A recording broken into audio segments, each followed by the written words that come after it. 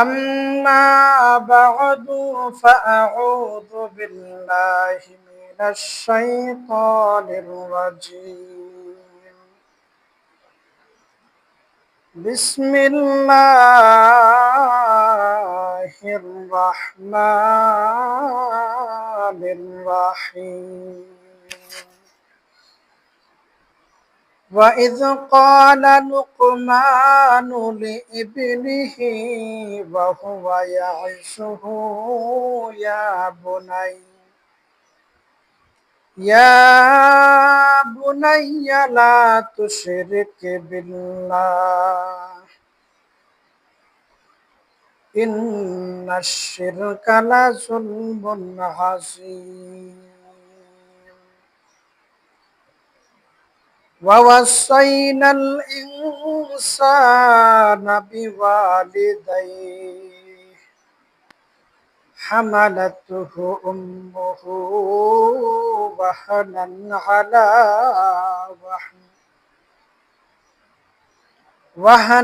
على وهن وفصاله في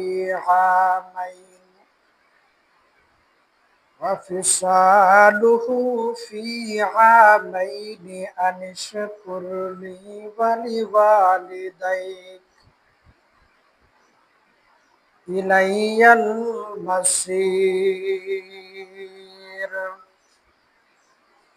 بارك الله لنا ولكم في القرآن العظيم ونفعنا وإياكم بالآيات والذكر الحكيم. صلى الله على سيدنا ومولانا محمد وعلى آله وأصحابه وسلم. صلى الله على سيدنا ومولانا محمد وعلى آله وأصحابه. আমরা হযরত লুকমান আলাইহিস সালাতু ওয়াস সালাম ওনার সন্তানকে যে নসিহত করছেন সেই নসিহতগুলো ওয়াজগুলো আমরা আলোচনা করছিলাম। গত সপ্তাহে আমরা হযরত লুকমান আলাইহিস সালাতু ওয়াস সালামের সম্পর্কে মোটামুটি ভাবে জানছি। আসলে প্রতিটা পয়েন্টে লম্বা কথা, শুধু লুকমান আলাইহিস সালাম সম্পর্কে বললে অনেক আলোচনা হবে, সেই সময়ের সুযোগ আমাদের হাতেও নাই, আর লম্বা কথা বলার ধৈর্য থাকে না, শোনারও থাকে না। এই জন্য সংক্ষেপে আমরা ওনার সম্পর্কে জানলাম। উনি যেই বিষয়ে নসিহত করছেন প্রতিটা বিষয়ে মিনিমাম ঘন্টা দেড় ঘন্টা আলোচনার প্রয়োজন, কিন্তু এত সময় আমাদের হাতে নেই। আমরা খুবই সংক্ষিপ্ত আকারে মৌলিকভাবে নসিহত গুলা জানার চেষ্টা করব, বুঝার চেষ্টা করব, সাথে সাথে যাতে আমাদের আমলে আনতে পারে সেই প্রতিজ্ঞা, সেই নিয়ত আমরা এখান থেকে করে যাব। ওয়ামা তাওফীক ইল্লা বিল্লাহ। হযরত লুকমান আলাইহিস সালাম ওনার সন্তানকে নসিহত করছেন। লুকমান আলাইহিস সালাম এত বড় হাকিম, হিকমতওয়ালা, যার হিকমতের ব্যাপারে আল্লাহ নিজে বলছেন যে আমি লুকমানরে হিকমত দান করছি। আল্লাহর দেওয়া হিকমত বুঝেনি তো, আল্লাহ কি কোনো কিছু কাউকে দিলে কম দেয়? আল্লাহ যেমন মহান, ওনার দেওয়াটাও কি মহান। এই হাকিম ওনার সন্তানকে নসিহত করছে। এখান থেকে সবক কি? আমরাও কি করব? আমাদের সন্তানাদিকে নসিহত করব। জোরে বলেন ঠিক না বেঠিক? আজকে নসিহত উঠে গেছে, বাবা সন্তানকে নসিহত করে না, লজ্জা পান। মূলত বাবা সন্তানকে নসিহত করবে, স্বামী স্ত্রীকে নসিহত করবে, স্ত্রী স্বামীকে নসিহত করবে। নসিহত করলে যিনি নসিহত করবেন উনার ফায়দা বেশি, যারে নসিহত করবেন তার চাইতে যিনি নসিহত করবেন তার ফায়দা বেশি। যেমন আমি তো আপনাদেরকে কথা বলতেছি, আলোচনা করতেছি, আপনারা শূন্য যেরকম উপকৃত হইতেছেন আমার উপকার হচ্ছে। কারণ হলো আমি যখন একটা কথা আপনাদেরকে বলবো তখন এই কথা বলার পরে কথাটা আমার দিকেও আসে যে হে, আপনি যে বলতেছেন আপনি এটার উপর আমল করতেছেন কিনা। দেখবেন একটা বল, ছোট বল বিল দিলে ওটা আবার নিজের দিকে আসে। এই জন্য নসিহত করলে যাকে নসিহত করবেন তার তো ফায়দা হবে, যিনি নসিহত করবেন তারও কি আছে, ফায়দা আছে। বাবা যদি সন্তানকে নসিহত করেন সন্তানের যেমন ফায়দা আছে, বাবারও কি আছে, এখান থেকে ফায়দা হবে। স্ত্রী যদি স্বামীকে নসিহত করেন, স্বামীর যেমন, স্বামী যদি নসিহত মান্য আমল করুন আর না করুন, কিন্তু স্ত্রীর কি ফায়দা হবে। স্বামী স্ত্রীকে নসিহত করছেন, স্ত্রী নসিহত মানুকা না মানুকা, কিন্তু স্বামীর কি হবে, ফায়দা হবে। আমাদের সমাজ থেকে এগুলো আজকে উঠে গেছে। এই জন্য আমাদের সমাজের মধ্যে কেউ কাউকে মানে না, মান্যতা উঠে গেছে। এই সমস্ত এই যে সমাজে বিশৃঙ্খলা, তার অন্যতম কারণ হলো নসিহত উঠে গেছে। কুরআনুল কারীমের আমি আরেকদিন বলছি ৬৬৬৬ খানা আয়াতের মধ্যে ৩,০০০ আয়াতই আল্লাহ খালি ওয়াজ করছেন, নসিহত করছেন। আর বিধান সংবলিত আয়াত মাত্র ৫০০। আইন নিয়ম কানুন বিধানের আয়াত মাত্র ৫০০, বাকি ৬,১০০ আয়াত, ৬৬ আয়াত খালি নসিহত। এই জন্য আমাদেরকে নসিহত করা দরকার। হযরত লুকমান আলাইহিস সালাম সন্তানকে নসিহত করেছেন। কি নসিহত? আল্লাহ পাক রব্বুল আলামিন সেগুলো কোরআনে তুলে ধরেছেন। আল্লাহ বলেন, وَإِذْ قَالَ لُقْمَانُ لِابْنِهِ وَهُوَ يَعِظُهُ يَا بُنَيَّ لَا تُشْرِكْ بِاللَّهِ। ও আমার কলিজার টুকরা সন্তান, ও আমার আদরের ছেলে, তুমি শিরিক করিও না, শিরিক করবা না। নসিহতের ভাষা, গত সপ্তাহে আমি কিছু বলছিলাম, নসিহতের ভাষা হবে মুলাইম। সন্তানদেরকে আদর করে ডাকবেন, তাহলে ওই সন্তান, আপনি যখন বয়স্ক হবেন সন্তানও আপনারা কি করবে, আদর স্নেহ শ্রদ্ধা ভক্তি নিয়ে বাবারে ডাকবে। সন্তানের সর্বপ্রথম বিদ্যালয় শিক্ষা কেন্দ্র হলো তার পরিবার। আর এই শিক্ষা কেন্দ্রের সর্বপ্রথম শিক্ষক শিক্ষিকা হলেন মা এবং বাবা। মা এবং বাবা, মা সন্তানকে যা শিক্ষা দিবেন সন্তান সেটাই শিখে, বাবা সন্তানকে যা শিক্ষা দিবেন সন্তান সেটাই শিখে। এই জন্যে আমরা আমাদের সন্তানকে ছোটবেলা থেকেই কি করব, শিক্ষা দিব। আমরা ডাকে একটা কথা হয় না যে মুইটের ভিতরে থাকতে কি করা লাগে, ঠিক করা লাগে, কিন্তু মুটের বাইরে গেলে কি আর কি করা যায় না, ঠিক করা যায় না। আরেকটা ডাকের কথা আছে, মই মুরব্বী যারা মনে ইয়া দিব, যে কয় না, দিঘা থাকলে বাঁশ কি করা লাগে, এটারে হ্যাঁ বাঁকা করা লাগে, ফুরাই গেলে কি আর কি করা যায় না, বাঁকা করা যায় না। এটা একটা প্রবাদ আছে, আমার মনে পড়তেছে না এখন। বাঁশ যখন সিংলা যখন দিঘা থাকে, খাসা থাকে, তখন এটার কি করা লাগে, যেমনি আপনার ইচ্ছা, সোজা থাকলে বেঁকা করুন, বেঁকা থাকলে সোজা করুন, দিঘা তাক্তি করা, খাসা তাক্তি করা লাগে, শুকাই গেলে কি আর কি করা যায় না। তো সন্তানদের ছোটবেলা থেকেই শিক্ষা দেওয়া লাগে।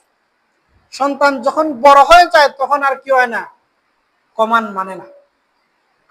হযরত ওমর রাদিয়াল্লাহু তাআলা আনহুর জামানায় এক বেচারা আয়েশা, লম্বা কত লম্বুইছে, এক বেচারা আয়েশা উমর রাদিয়াল্লাহু তাআলা আনহুরে বলতেছে, ও উমর আমিরুল মুমিনিন, আমার ছেলে তো আমার কথা মানে না, আমারে উল্টা ফিটে মারে। উমরের জমানায়, বুঝছেন নি বিষয়? উমর রাদিয়াল্লাহু তাআলা এখন চিন্তা করছো, দেখাই ছেলের, এই ছেলে তুমি তোমার বাবার সাথে খারাপ আচরণ করো, বাবার প্রতি লাঠি তুলাও, তার কারণ কি? তোমার তো কঠিন শাস্তি হবে। তখন ওই ছেলে বলতেছে, উমর আমিরুল মুমিনিন, শাস্তি দিবেন আমি মানবো, ঠিক আছে, আপনার কথা অমান্য করবো না, তবে আমার একখান কথা আছে। বলে কি কথা? বলে আমি আমার বাবার সাথে যে ভালো ব্যবহার করবো এটা তো আমি শিখছিই না। আমি যখন ছোটবেলায়, ছোট থেকে আমার বাবা আমারে এই মরুভূমির মধ্যে রাখালি করতে দিছেন, ছাগল রাখালি, উট রাখালি। তো আমি তো মা বাবার প্রতি যে ব্যবহার কিভাবে করা লাগে এটা তো আমি জানি না। আমি সকালে উঠে গিয়া ছাগল রাখালি করি, উট রাখালি করি, এদেরকে আমি একটু উল্টা পাল্টা করলেই ফিটাই, দৌড়াই। তো আমার তো স্বভাবই গেছে গিটা। তখন ওই বাবারে ডাইকে হযরত উমর বললেন যে সন্তানরে আগে দ্বীনি শিক্ষা দেওয়া লাগে। দ্বীনি শিক্ষা যদি না দেও, সন্তান যেটা শিখবে সেটাই তোমার সাথে ব্যবহার করবে। এই জন্য সন্তানরে শিক্ষা দেওয়া লাগে। শিক্ষা যদি না দেন কি হবে? ছোট করে বলতেছি, শিক্ষা যদি সন্তানকে যদি দ্বীনি শিক্ষা না দেন, তাহলে দুনিয়ার জগতে তো তার থেকে খারাপ আচরণ পাবেনি, পরকালের জগতেও নিস্তার নাই। সন্তানের যদি খোদা না খাস্তা জাহান্নামী হয়ে যায় সন্তান, তখন ওই সন্তান আল্লাহর দরবারে বিচার দায় করবো, আল্লাহ জাহান্নামও যাইতাম ঠিক আছে, তবে আমরার একটা আবদার আছে। বলে কি আবদার? বলে আমরার মা আর বাবারে জাহান্নামের কিনারা তাইনা সিঁড়ি বানাও, মা বাবার বুকের উপর ফাড়া দিয়ে আমরা জাহান্নামে যাব। জুড়ে বলেন নাউজুবিল্লাহ। কারণ মা বাবা আমাদেরকে শিক্ষা দেয় নাই। মা বাবা যদি আমাদেরকে শিক্ষা দিত তাহলে আজকে আমরা জাহান্নামে হই না। মা বাবা যদি আমাদেরকে সচেতন করত, শাসন করত, তাহলে আজকে আমাদের এই পরিস্থিতি হয় না। মা বাবার কাছ থেকে আমরা এই শিক্ষা পাই নাই, এজন্য মা বাবাও দায়ী। সুতরাং আমরা একা জাহান্নামে যাব না। এখন কইবা হুজুর, যদি অনেকটা আমরা বুঝাই, বুঝানির পরও যদি সন্তানরে যদি বুঝান, নাবালক থাকা অবস্থায় ছোটবেলার থেকে যদি তারা শাসন করে রাখেন, শিক্ষা দীক্ষা দিয়ে রাখেন, আল্লাহর বিধিবিধান নামাজ রোজার ব্যাপারে শিক্ষা দেন, হুকুম করেন, কিন্তু সন্তান মানে না, তাহলে আপনার আর এটা খাইতো না। আর আপনি যদি তার আদেশ না করেন, নসিহত না করেন, তাহলে আপনার জাহান্নামে গিয়া কি করব? পরকালেও সে ছাতাইব। এই জন্য সন্তানদেরকে আমাদেরকে শিক্ষা দেওয়া উচিত।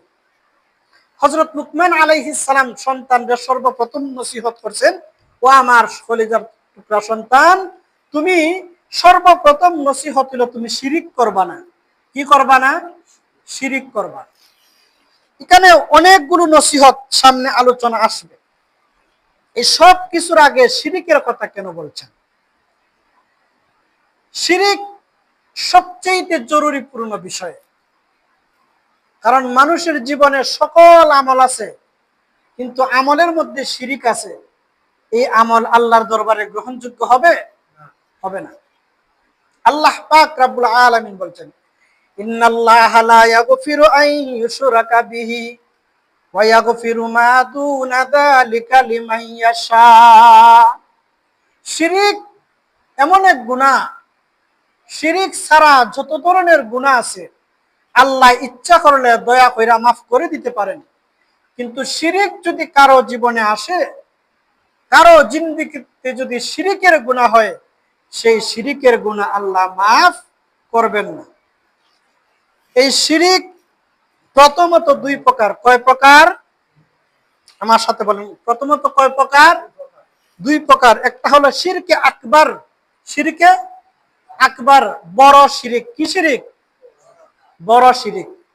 আর একটা হলো শিরকে আসগার, ছোট ছোট শিরিক, ছোট ছোট শিরিক। বড় শিরিক যদি হয় তাহলে ঈমান থাকবে না, বড় শিরিক হলে ঈমান থাকবে না, তওবা করে ঈমান আনতে হবে আবার। আর ছোট শিরিক যদি হয় তাহলে কবিরা গুনাহ হবে, তওবা করলে মাফ পেয়ে যাবেন, বেঈমান হবে না। বড় শিরিক আবার তিন প্রকার, কয় প্রকার? তিন প্রকার। একটা হলো শিরকে রুবুবিয়া, শিরকে রুবুবিয়া, আল্লাহ পাকের, আল্লাহ যে প্রতিপালক এটার সাথে শিরিক করা। আল্লাহর এই যে রুবুবিয়ত, আল্লাহ যে প্রতিপালন করেন এটার মধ্যে শিরিক করা।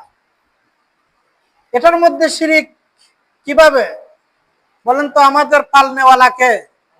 আল্লাহ। এখন কোন মানুষ যদি কয় বলে না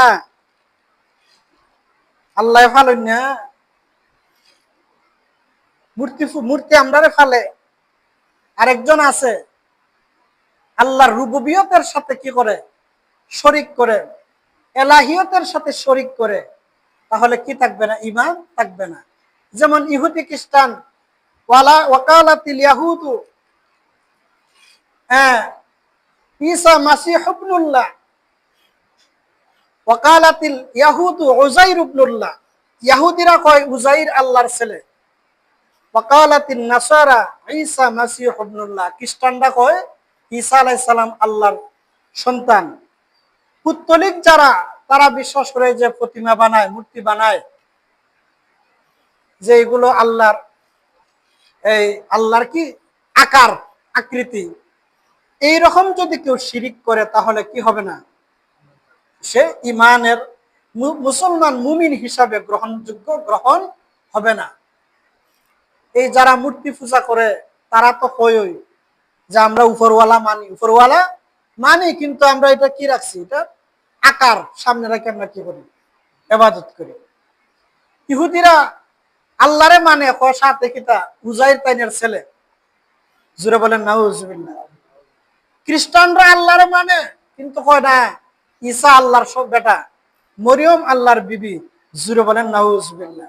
আল্লাহ বলছেন কুল হুয়াল্লাহু আহাদ, আল্লাহ এক, আল্লাহুস সামাদ, আল্লাহ ও মুখাপেক্ষী, আল্লাহ কারো কি নাই? মুখাপেক্ষী নাই। এখন মনে করেন বৃষ্টি দেওয়া আল্লাহ দিতে চাইছেন, এখন কি আল্লাহ কারো মুখাপেক্ষী? জিগানি লাগবে বৃষ্টি দিতাম নি?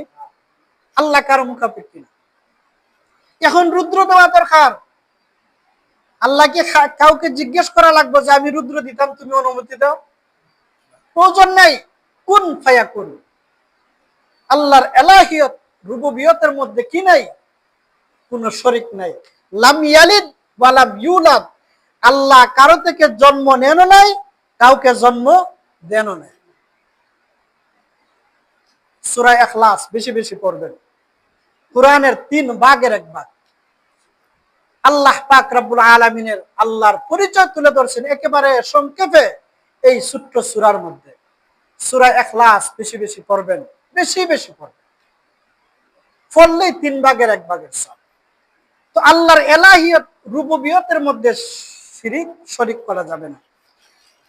2 নাম্বার হলো আল্লাহর ইবাদতের মধ্যে শরিক করা যাবে না। আল্লাহর ইবাদতের মধ্যে প্রতিটা পয়েন্টে অনেক কথা, আপনারা তো জ্ঞানী মানুষ, সচেতন মানুষ, বুঝিলেই বা। আল্লাহর ইবাদতের মধ্যে শিরিক করা যাবে না।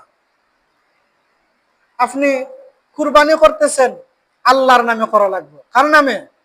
আল্লাহর নামে। আমরা তো কুরবানি করি, পশু জবাই করি, আর এই যে মূর্তি পূজক যারা, অন্যান্য ধর্মাবলম্বী যারা, তারা তো জবাই করে খাটে। তারা খাটে খান নামে? আল্লাহর নামে খাটে না, তারা খাটে গয়রুল্লাহর নামে। আমরা ইবাদত করি আল্লাহর জন্য, কিন্তু তারার ইবাদতের মধ্যে কেউ কেউ ইবাদত করে কিন্তু সাথে শিরিক, শরিক করে। এই জন্য আল্লাহর ইবাদতের মধ্যে কাউকে শরিক করা যাবে না। আল্লাহর ইবাদতের মধ্যে যদি শরিক করেন তাহলে সেটা কি হবে না, গ্রহণযোগ্য হবে না, মুশরিক বলে সাব্যস্ত হবে। এখন শিরিক এমন এক জিনিস, শিরিক তো করা যাবে না, জীবনে যদি শিরিকের গন্ধ আর থাকে তাহলে মুশকিল। এক সময় এক এলাকায় মুশরিক বাদশাহ, তার জুলুম অত্যাচার অতীব বেশি, তো সে মানুষদেরকে মূর্তি পূজার জন্য কি করে, চাপাচাপি করে, জোর জবরদস্তি করে। কিন্তু প্রকৃত যারা মুমিন মুসলমান এরা কি করবে না, শিরিক করবে না। তো একদিন রাস্তার মধ্যে মূর্তি লিয়া বসে আছে, তো মুসলমান ব্যক্তি দুইজন আসছে, বলতেছে যে কি করো, সেজদা দাও। তো যে ব্যক্তি মুসলমান ঠিক আছে, কিন্তু ইমানের মধ্যে কি আছে, দুর্বলতা, না আমি সেজদা দিব না। সেজদা না ওই দেও, এই যে মূর্তির মধ্যে যে মাছি বসছে, মূর্তির সামনে খানা আছে, মূর্তির উপরে মাছি বসছে, মাছিটারে সরাইয়া দে যাও। তো সে মনে করছে যে আমি তো আর ভক্তি দিতেছি না, মূর্তির করতেছি, মাছিটা সরাইয়া দিতেছে, তো কি হবে আর, দেয়া দি। মাছি সরাইয়া দে চলে গেছে।